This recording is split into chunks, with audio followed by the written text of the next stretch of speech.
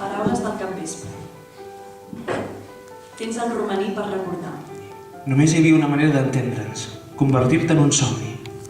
Res no semblava estrany, malgrat hi hagués coses sorprenents. Tu hi eres i senties el mateix que jo. Fins i tot, a l'hora de presentar-me aquella noia tan bonica que resultà ésser amiga meva. Per cert, ella estava tota nua, com els altres. Em vas dir: Alba, aquesta noia està desitjosa de les teves carícies. Estira't-hi al costat. Ho vaig fer, i tu em miraves. La caronava una i altra vegada. Quelcom fred entre les seves cuixes em sobtà i em vaig esverar un xic.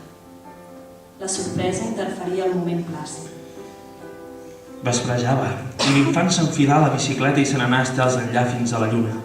I anava cada nit, per abastar-ne la claror i veure-se'n un gotet. Un braçalet, amb una tanca preciosa i una inscripció que em sembla llarga. Tu em poses el braçalet al canell i amb un somriure me'l fas lliscar per damunt. Me'l fas passar pel cap, les espatlles i el pit fins a deixar-me de la cintura. El meu cos cedeix dolçament per on passa el braçalet, sense molèstia. La cintura s'oprimeix, no puc respirar.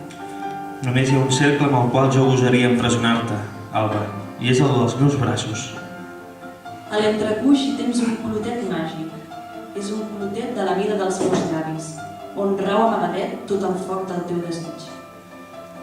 Alba, en recordo el menjador de casa. Jo tenia 11 anys, només era un nen, sense cap curiositat per les converses secretes dels grans, aquelles en què deien: Hi ha roba estesa.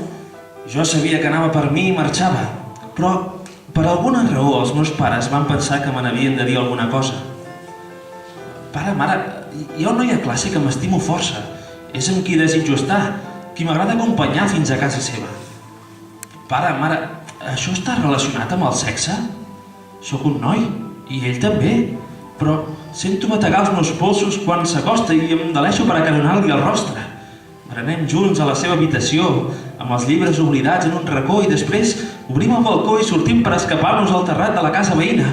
Ens amaguem darrere de les baranes per xerrar baixet o riem com bojos relliscant per pendent del terrat. I sóc feliç. He somiat una fira de cavallets, com un mirat d'allò que em passa quan era petitona.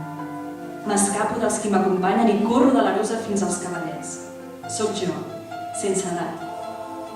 La música que em fa rodar el cap i el giravoltar els colors m'atrau.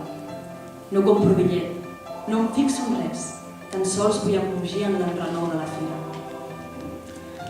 Què es pot fer amb un amor desbordant, que et sommou els esquemes i et torna als terrats adolescents, i a la pell blanca, i el rostre sense barba, i a la llum del capvespre on somiar tothora.